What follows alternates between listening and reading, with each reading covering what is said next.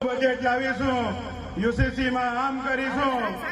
મિત્રો, હું અહીંથી કહેવા માંગુ છું, આજે ઇલેક્શન છે એટલે બધા આવીને અહીંથી કેટલું બધું ભાષણ કરી ગયા કે મનસુખલાલ આમ હતા, મનસુખલાલ કહે છે કે ચેતરભાઈ આમ હતા. હું ચેતરભાઈ ને બી મનસુખભાઈ ને બી કહેવા માંગુ છું કે તમે આટલા બધા પ્રવાસ કરો છો લોકસભામાં, તો આદિવાસીઓને તો જણાવો કે એમના હક ને અધિકાર શું છે. આદિવાસીઓને આજે જો આદિવાસી વિસ્તારોમાં આટલી મોટા પ્રમાણમાં સંપત્તિ આવેલી છે.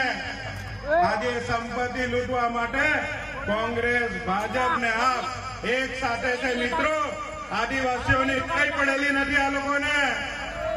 આજે જુઓ તમે કેવડિયામાં સ્ટેચ્યુ ઓફ યુનિટીની હાલત શું છે આદિવાસીઓની. આદિવાસીઓ દ્વારા મારીને બધી ગામડા ખાલી કરાવવાની કવાયત ચાલી રહી છે. નાના મોટા ગલ્લા નાખીને ધંધો કરે છે, એને બી પોલીસ દ્વારા ખસેડી દેવામાં આવે છે. નહીં આદિવાસી વિકાસની વાતો કરે છે.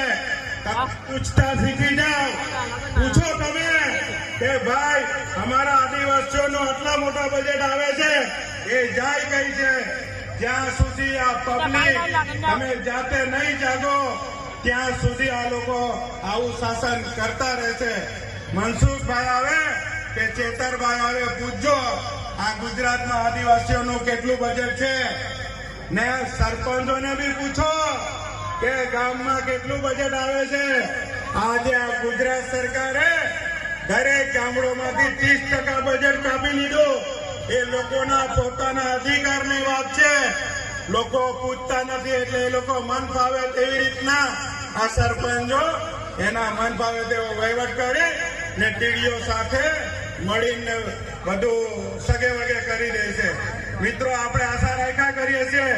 આજે જુઓ 77 વર્ષમાં પણ ગામડાઓની પરિસ્થિતિ જોઈ લો. આજે બી આપણા આદિવાસીઓના ઝૂંપડા છે ને ઝૂંપડા? બોલો, તમે લડશો ને આપણા માટે? રેશન કાર્ડની દુકાન માટે 2 કિલોમીટર ચાલીને જવું પડે.